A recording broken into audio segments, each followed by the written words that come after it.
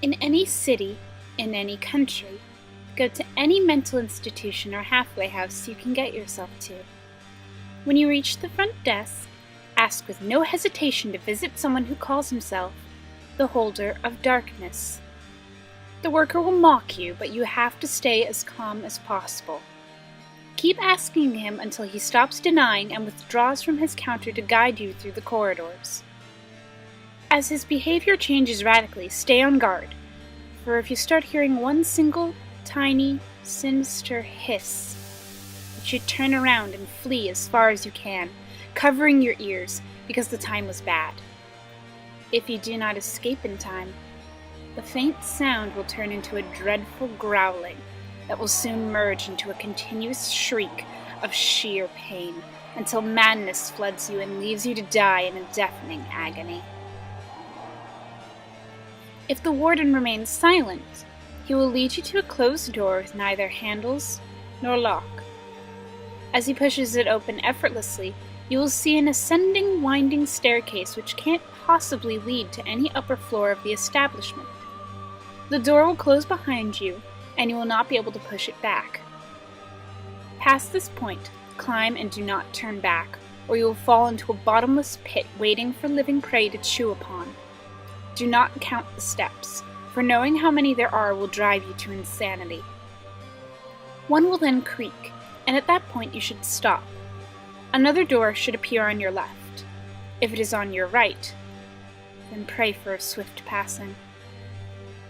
Enter slowly into the room, and a blinding, obscuring darkness shall descend upon you. You will be required to walk straight forward, for straying even slightly will lead you to be devoured by the roaming and unknown creatures observing you with blinded and purulent eyes. You will know you have arrived when coldness grips you. At that very moment, freeze, or you will die by the hands of the holder who is standing right in front of you. In complete darkness, even closing your eyes will not prevent you from his horrid appearance.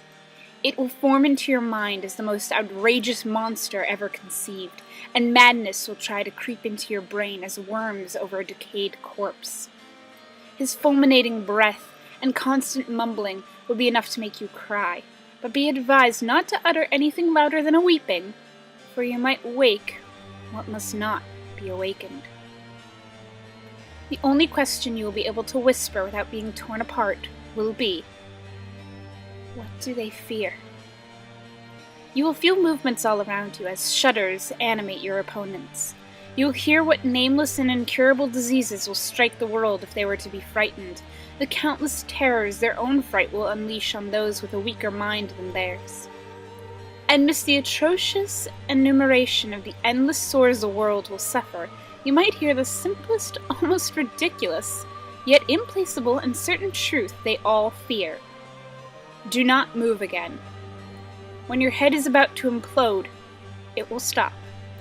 If you are still able to move, you will find a door in front of you which leads you outside of the ward. There, in the open, in the grass, a broken hourglass will wait for you. You are free to pick it up. It is object 13 of 538.